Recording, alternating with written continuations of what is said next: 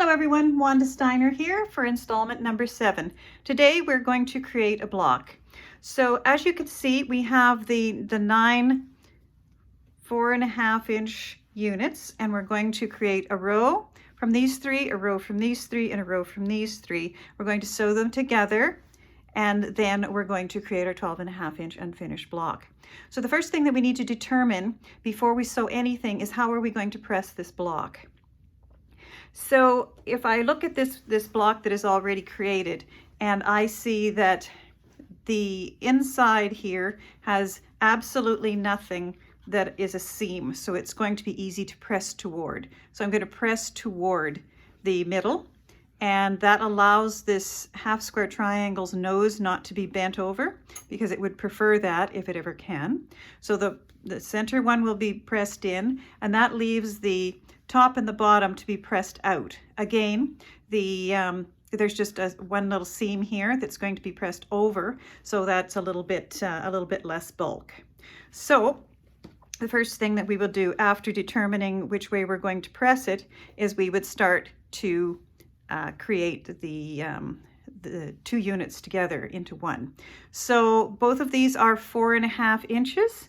So I would want to, I can pin this if I want and take it over to my sewing machine, but I just need to make sure that these are nice and flush, and they are overlapping each other exactly. So then I'm going to go and sew that, and when I come back, I will have this.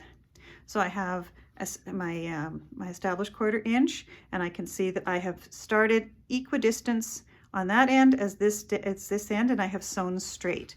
So then when I press this open and I am pressing it toward the 4 patch, see, pressing toward the 4 patch, and I can also see that I have still maintained a 1/4 inch seam allowance here that I can intersect when I sew the rows together. So I'm very pleased with that.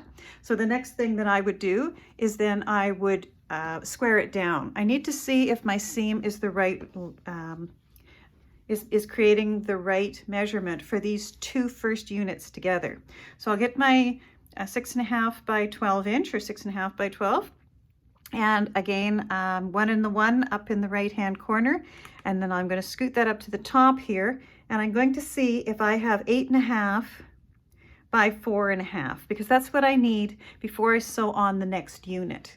So if it doesn't measure right here, then it's just to sew on another unit, I'm just going to keep compounding my issue. So I will put my 4.25 inch seam right underneath that line there, 4.25 inch.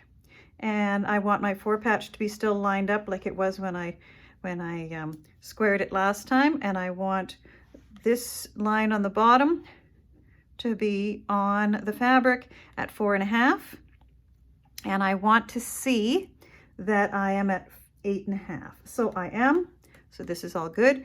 If I happen to not press it quite well enough, I would take it back to my iron, give it a little spoof, a best press, and maybe I can get an extra thread to make that a little bit closer to 8.5.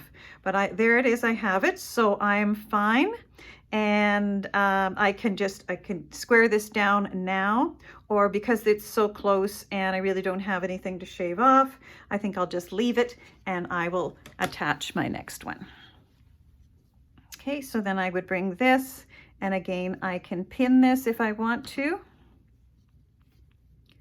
I can pin it if I want to, or else I can just take it over and continue putting it together. So then I would sew that together, and I would end up with this. So now I actually need to square this whole 3 unit combination here, because this is my row. So I can't use my 12 inch because it's going to be too short, because this is going to now measure 12.5 inches unfinished. So what I need is my longer ruler. I need my 24 inch so that I can see. I got to maneuver around the camera here. Just pull this a little closer. And again, my 1 in the 1 up in the corner. And I'm going to just make sure, sorry, my camera holder is kind of in the way there. Okay, so there we are. And I want it to be 12.5 inches, and I want to see that this is at 4 1/4. This is at 4 1/4, which will give me 12 1/2 over here. Again, if I feel that I'm a little short or a thread off or something like that, then I can take it back over to the pressing station and give it another spoof of best press. And when I'm pressing this one out toward the 4 patch, and I'm pressing this one out toward the 4 patch, but there's no need to go up and down or sawing or anything. You need to do straight, flat presses and not make it distorted in any way. So this is looking pretty good. So I am going to square this down, turn it around, and do the same thing on this side. And then I have a really nice edge to square up against the nice square edge to attach the next row. So there I have my first row, and it's 4 1/2 by 12 1/2 inches, and I can proceed to the next row. So I would do the same thing with the next row, and this one, remember, I'm pressing inward, whereas this one is pressed outward. See, if I put them upside down like that, this one's going to go in and this one's going to go out. So they're going to butt up against each other when I go to sew the rows together, which is exactly what I want. Now here again, I want to see that I am maintaining this 1/4 inch here, just the same as here and there and here. So I have a few little bits to take off of there. If I didn't have a longer ruler, I'm going to show you how to push your ruler and make it so that if I have a 12 and I have at least a 6, then I can push my ruler and I can still do a measurement. So I can take this.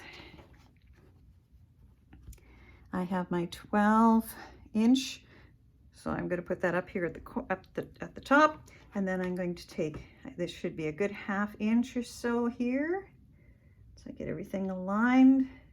And I'm looking for 12 1/2 inches, maybe a little scoot to take off, but not very much, because I don't want to jeopardize this seam allowance here, which needs to be a 1/4 inch, and this seam allowance here, which needs to be a 1/4 inch. So I don't want to jeopardize that, but I do seem to have everything lined up here nicely. And as you can see, I have a 12 inch ruler, and then I have this 1/2 inch, and it looks like I have a tiny bit to scoot off on both sides. So I'm going to go ahead and do that. Up and around the corner, and often it's just a matter of just taking those threads off so that it's something very nice and clean as an edge to